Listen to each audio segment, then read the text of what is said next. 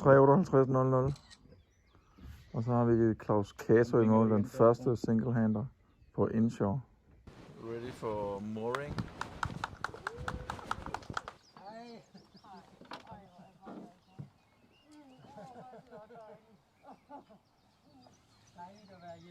Claus Cato i Archambault, 35. A really solid win you've made here. From the outside, it looks like a perfect race. How do you see it yourself? Oh, it was a nice race when everything went well. It was good wind on the first leg from to Skagen and back to Øresund, and there I decided to sail all the way to Skovshoved, and then the second one started in thunder and rain and shitty weather, but we made it all the way to Bornholm, and once again the wind god saved me by Sandhammeren and around Christiansø there come wind. So, and then where did you stop? I stopped in Nexø. Yeah. And then to time it perfectly, there was no wind the first hour, so I could sleep 1 hour later, 1 hour more.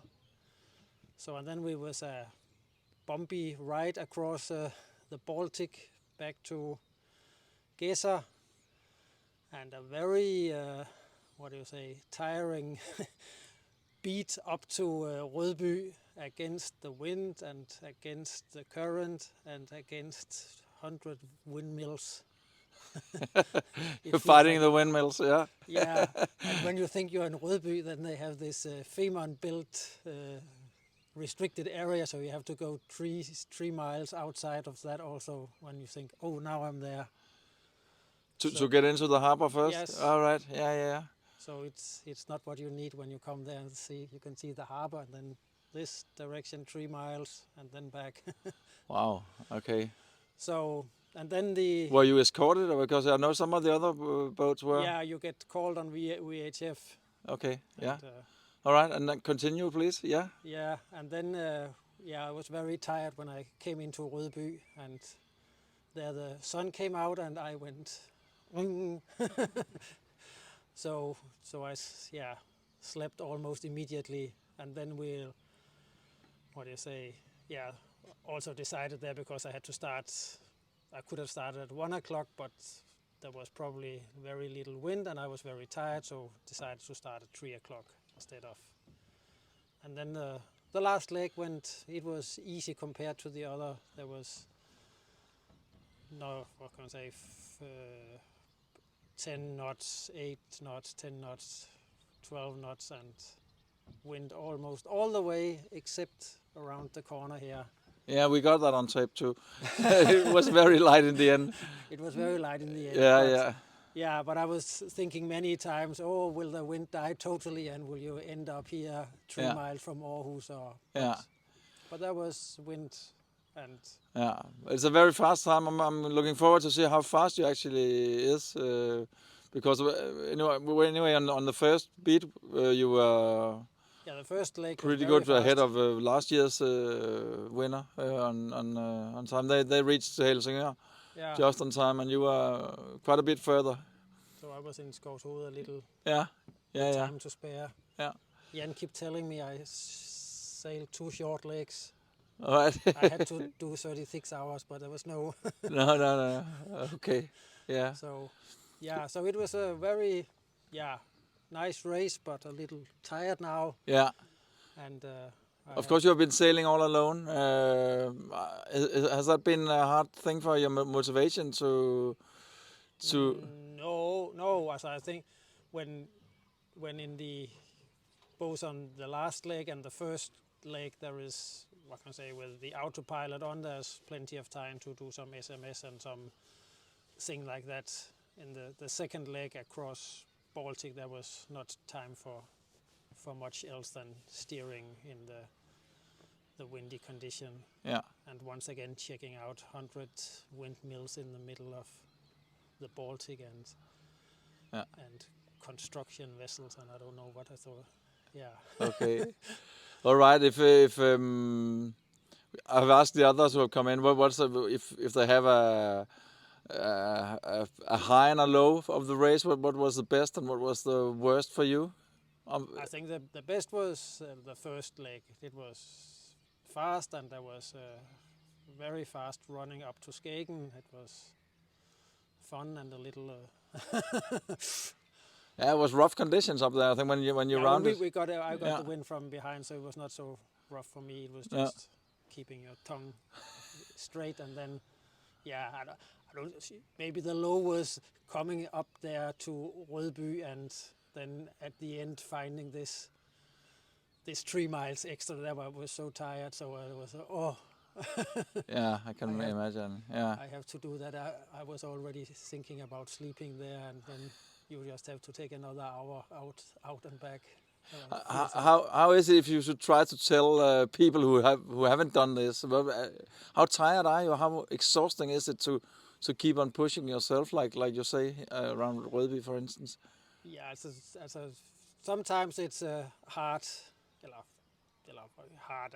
I find the hardest part, apart from this episode there, Rødby, then also in the night across the Baltic, there was plenty of breeze and many ships and things, all these windmills around to keep track of. You think you are all alone, but you are certainly not alone. So is the tough thing is not staying awake, or is it just you're physically worn down, or what's it like? You get, I don't know. You get tired, and you get a little more clumsy than normally when you do things. So you have to always tell yourself, do one thing at a time and repeat it in your head. So when you're really tired, but I was quite amazed how quickly you recovered by sleeping a good night. Yeah. So even though I felt very tired in Rødby, then when I woke up, 9 hours later, then I was quite fresh. All right. Anything you want to add? Anything I didn't ask? It was fun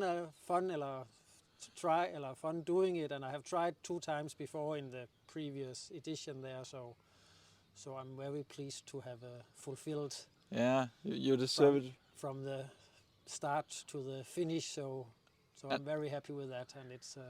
And as a winner, I mean. As a winner, also, yeah. And also for me, it's been a challenge to see that you can manage your strength and your stamina and not wear out in the beginning and. Yeah, it's a long race. It's an endurance challenge, I guess. Yeah. And keep control of, keep yourself in shape, and remember to eat and drink and sleep and. Yeah. Don't. How did you do that? Actually, that's the last question, I promise. The sleep management and food and drink. Do you have a watch that calls you and say now you need to drink, now you need to eat? Sleeping and drinking there, I just remembered that whenever I thought about it, eat something, because you can almost not eat too much, and remember to drink water.